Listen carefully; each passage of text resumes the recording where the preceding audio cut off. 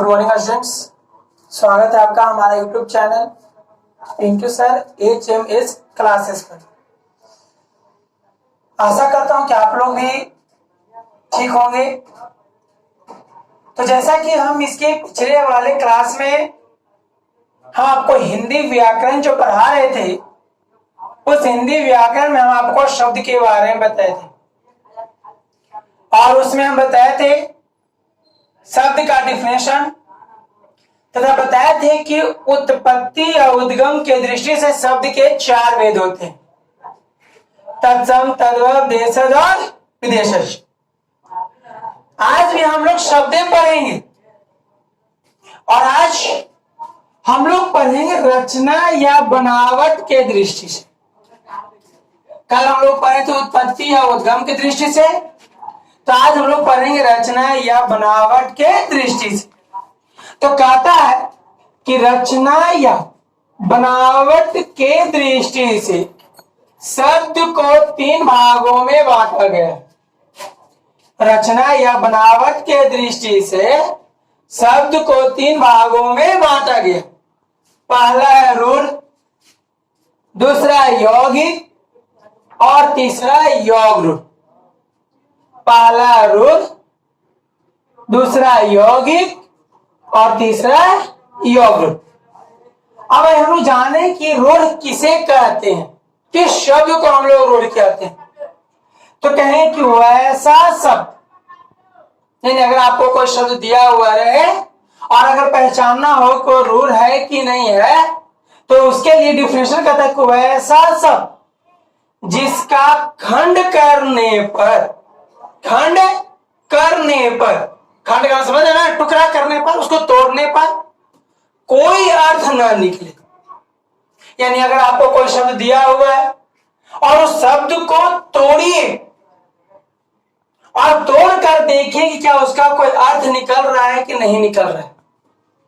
और अगर नहीं निकलता है तो समझिएगा कि वैसे शब्द को क्या कहते हैं, रूढ़ शब्द कहते हैं। जैसे हमको दिया हुआ है कमल। अब कमल देखिए, ये रूढ़ शब्द है कि नहीं है, इसके बारे में हम लोग जाने।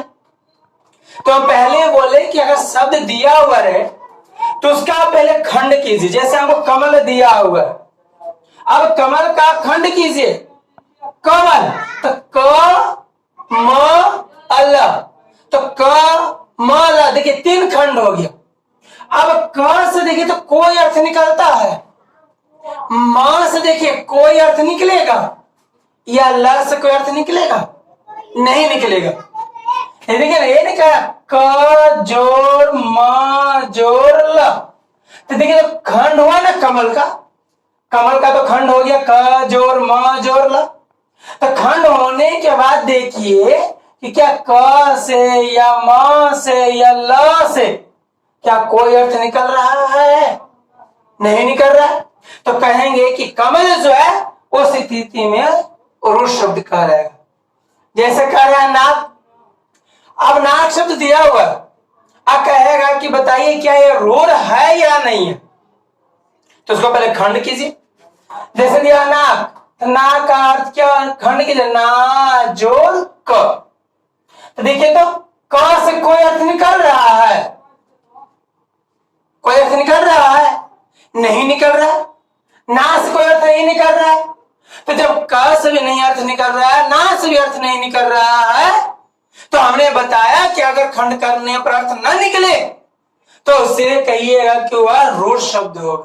कौन सा रूढ़? देखिए नाक का अर्थ नहीं निकल रहा है खंड करने पर, तो रूढ़ हो गया। जैसे कान, तो कान का भी खंड कीजिए ना, का जोड़ न। देखिए का से कोई अर्थ निकल रहा है, नहीं निकल रहा है। न से कोई अर्थ निकल रहा है, नहीं निकल रहा है। तो जब खंड करने पर अर्थ नहीं निकले तो उसे कहिएगा कौन शब्द, रूढ़ शब्द। क्योंकि रूढ़ डिफरेंशियल ही देता है कि वैसा शब्द जिसका खंड करने पर कोई अर्थ ना निकले। और देखिए अभी हमने आपको बताया कमल, नाक, कान, इस सब का देखिए हमने खंड किया तो क्या कोई अर्थ निकला किसी भी से, तो नहीं निकला। तो इसलिए इसको बोल दिया कौन शब्द? रूढ़ शब्द। आइए दूसरा कह रहा है यौगिक। दूसरा क्या कह रहा है? यौगिक। तो कहें कि वैसा शब्द जिसका सही खंड सार्थक, अर्थात कहने का इसका तात्पर्य है, इसका अर्थ है कि कोई भी शब्द अगर आपको दिया हुआ हो और अगर आप उसका खंड करते हैं और खंड करने पर कोई भी अर्थ निकल जाए तो समझिएगा कि वो क्या होगा? यौगिक। जैसे एग्जाम्पल देखा जाए, रूढ़ में कह रहा था कि खंड करने पर अर्थ ना निकले, लेकिन यौगिक में कह रहा है कि खंड करने पर अर्थ निकले। जैसे एग्जाम्पल देखिए, क्या? विद्यालय। विद्यालय। अब क्या ये सात, देखिए इसे खंड करने पर अर्थ निकले कि नहीं? क्या ये यौगिक है कि नहीं? इसके बारे में जाए तो विद्यालय का खंड कीजिए, तो जब हम लोग संधि बनाते हैं तो इसका खंड होता है विद्या जोड़ आलय। विद्या जोड़ आलय। तो देखिए, तो विद्या का अर्थ होता है ज्ञान और आलय का अर्थ होता है घर, यानी ज्ञान का घर, ज्ञान का भंडार। जहां पर होता है, जहां ज्ञान का घर होता है, ज्ञान का भंडार होता है, उसी को हम लोग क्या कहते हैं? विद्यालय। तो देखिए, तो क्या खंड करने पर इसका अर्थ निकला कि नहीं निकल गया? तो जब अर्थ निकल गया तो क्या होगा? यौगिक। क्या होगा? यौगिक। अगर यही अर्थ नहीं निकलता तो क्या होता? रूढ़। सेकंड कह रहे हैं हिमालय। अब ये हमारा यौगिक है या रूढ़ है, हम लोग इसके बारे में जाने। तो हम अभी आपको डेफिनेशन बताए कि अगर खंड करने पर अर्थ निकल गया तो समझिएगा कि यौगिक, अखंड करने पर अर्थ न निकले समझिएगा रूढ़। जैसे हिमालय, हिमालय का खंड कीजिए, हिम जोड़ आलय। हिम जोड़ आलय। तो हिम का अर्थ होता है बर्फ, हिम का अर्थ बर्फ, और आलय का अर्थ होता है घर, यानी बर्फ का घर। अच्छा, बर्फ का घर हो उसी को हम लोग कहते हैं कौन सी? हिमालय। तो देखिए, क्या खंड करने पर अर्थ निकला कि नहीं निकला? और डिफरेंशिएशन सीधे कहते हैं वैसा सभी खंड का और सार्थक, यानी कि जिसका सभी खंड करने पर अर्थ निकले। और देखिए, हिमालय का खंड करने पर अर्थ निकल रहा है कि नहीं निकल रहा? निकल रहा है ना? तो वैसे शब्द को कहेंगे क्या चीज? यौगिक। शिवालय। अब शिवालय का खंड कीजिए तो देखिए क्या होता है? शिव जोड़ आलय। शिव जोड़ आलय। तो शिव का मतलब तो जानवे करते हैं शंकर, और आलय का मतलब घर, यानी शंकर का घर, शिव का घर। देखिए, इसका अर्थ निकल गया कि नहीं निकल गया? तो जब अर्थ निकल गया तो ऐसे शब्द को कहेंगे यौगिक। ठीक है, क्योंकि हम पहले ही बोले कि खंड करने पर अगर अर्थ न निकले तो रूढ़, और अर्थ निकले तो यौगिक। और जैसा कि आप लोग देख रहे हैं कि विद्यालय का खंड करने पर अर्थ निकला, हिमालय का खंड करने पर अर्थ निकला, शिवालय का खंड करने पर अर्थ निकला। तो जब इन सब का अर्थ निकल रहा है तो उस स्थिति में हम लोग कहेंगे कि सारा शब्द क्या है? यौगिक है। क्या है? यौगिक। तीसरा है योग रूढ़। कौन रूढ़? योग रूढ़। तो योग रूढ़ कहता है कि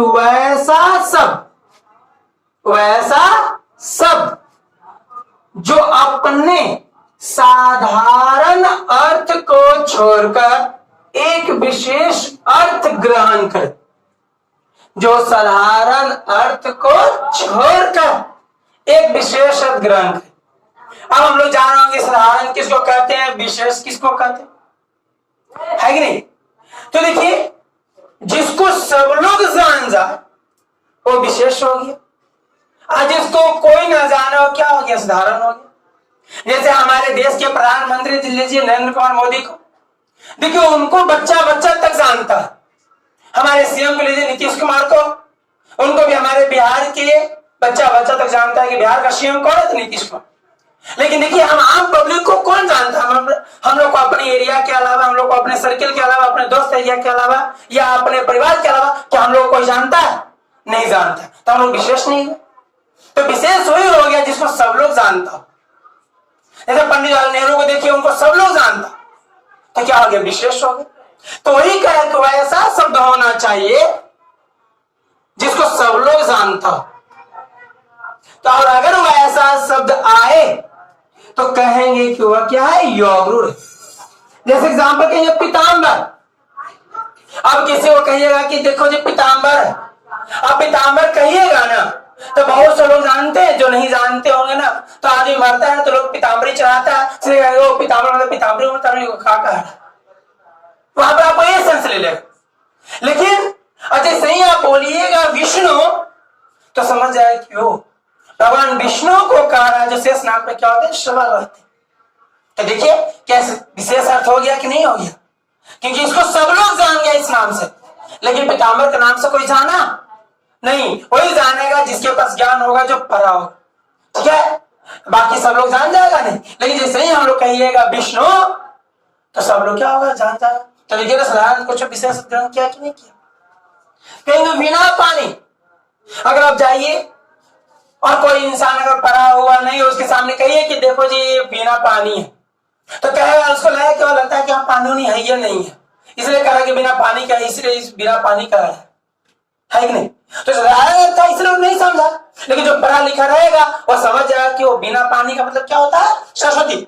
और अगर उस व्यक्ति के सामने बोल दीजिए कि सरस्वती, तो देखिए सब लोग समझ जाएंगे, जो पढ़ा हुआ है वो भी और जो ना पढ़ा हुआ है वो भी, जो पढ़ा लिखा आदमी वो भी और जो ना पढ़े लिखे आदमी है वो भी, ये सारा का सारा लोग जान जाएंगे सरस्वती के नाम से, कि जो ज्ञान देती है कि नहीं। तो देखिए तो बिना पानी साधारण था कि नहीं था, जिसको सब लोग नहीं जानता। कुछ कुछ लोग जो पढ़े लिखे हैं, जो जिनके पास ज्ञान है, जानकारी है, वही व्यक्ति बता सकते हैं। लेकिन अगर सरस्वती बोल दीजिए तो सब व्यक्ति बता सकते हैं। क्यों, सरस्वती जो ज्ञान की क्या है, देवी है, उसको हम क्या कहते हैं, सरस्वती कहते हैं। तो देखिए क्या विशेष अर्थ हो गया कि नहीं हो गया, हुआ ना, ठीक है। जैसे अब देखिए कभी कभी ना यौगिक में और योग रूढ़ में बहुत सा लोगों को प्रॉब्लम हो जाता है। अब जैसे क्या प्रॉब्लम होता है, ऐसे थोड़ा सा ध्यान दीजिएगा हमारी बात। जैसे कि देखिए हम यौगिक में बोले कि जिसका सभी खंड साथ, यानी कि खंड करने पर अर्थ निकले तो यौगिक होगा, ठीक है। तो यहां देखिए तो जो योग रूढ़ जो है, इस योग रूढ़ का भी तो खंड कीजिए। पीताम्बर यानी पीत जोड़ अंबर, तो पीत का मतलब होता है पीला और अंबर का मतलब वस्त्र, यानी पीला वस्त्र। देखिए क्या इसका खंड करने पर अर्थ निकला कि नहीं निकला। तो अब बताइए कौन सी स्थिति में क्या आप लोग यौगिक मारिएगा कि योग रूढ़ मारिएगा। अब यहां पर देखिए फंसने का तरीका आ गया कि नहीं आ गया, है ना। लेकिन इसका कुछ अंतर आप लोग जान जाइए। अंतर यह है कि देखिए खंड करने पर अर्थ निकले लेकिन उसका कोई अन्य नाम ना हो, तब उसको कहेंगे यौगिक। और अगर खंड करने के बावजूद उसका अन्य नाम निकल जाए, अन्य अर्थ निकल जाए, तो उसको कहेंगे योग रूढ़। क्या कहेंगे, योग रूढ़। जैसे विद्यालय, अब विद्यालय का खंड करें तो सिर्फ होगा विद्या जोड़ा, यानी ज्ञान का घर, इसका कोई और दूसरा शब्द नहीं निकलेगा, नहीं। लेकिन क्या दीजिए पीताम्बर, देखिए पीत जोड़ अंबर, पीत मतलब पीला, अंबर मतलब बस, तो अर्थ तो निकला लेकिन साथ दूसरे अर्थ को ग्रहण करेगा। कैसे, तो पीले वस्त्र को धारण करने वाले कौन, विष्णु। देखिए इसका दूसरा अर्थ निकल गया कि नहीं निकल गया, लेकिन इसका दूसरा अर्थ निकल रहा था, नहीं निकल रहा था। इसीलिए कहेंगे हम लोग कि वैसा शब्द जिसका सिर्फ खंड करने पर सिर्फ अर्थ निकले, दूसरा नाम ना हो, तब कहेंगे योगी। और अगर कोई शब्द दिया हुआ उसका खंड करने पर अर्थ भी निकल रहा है और दूसरा नाम भी निकल रहा है, तो उसको बोलेंगे हम लोग योग रूढ़। क्लियर हुआ, ठीक है। तो ये थोड़ा सा अंतर था, एक बार फिर से अंतर हम समझाते हैं। अगर कोई शब्द दिया हुआ हो और खंड करने पर अगर अर्थ नहीं निकलता तो बोलेंगे रूढ़। जैसे अगर, और आगे अगर कोई शब्द दिया हुआ और उसका खंड करने पर अर्थ निकले खंड करने पर अर्थ निकले लेकिन उस शब्द का कोई दूसरा अर्थ ना निकले, तब उसको बोलेंगे यौगिक। लेकिन अगर कोई शब्द दिया हुआ हो और उसका खंड करने पर अर्थ निकले और उस शब्द का दूसरा अर्थ भी निकले, दूसरा नाम भी निकले, तो उसको बोलेंगे यौगिक। जैसे कि एक एग्जांपल आप लोग देखिए और आप लोग पहचानिएगा। तो सर जैसे हम बोल दे कि बताइए जी देवाल है, देवाल है, बोलिए रूढ़ है यौगिक है कि योग रूढ़ है? तो हम लोग पकड़िए, पहले खंड करते हैं, देवाल है यानी देव जोर आल है। देखिए ऐसा खंड तो हो गया। अब देखिए देव का मतलब देवता, आले का मतलब घर यानी देवताओं का घर। देखिए खंड हुआ और खंड में अर्थ निकाल गया कि नहीं निकल गया? तो जब अर्थ निकल गया तो सबसे पहले तो रूढ़ कैंसिल हो गया, रूढ़ तो होगा नहीं। क्यों?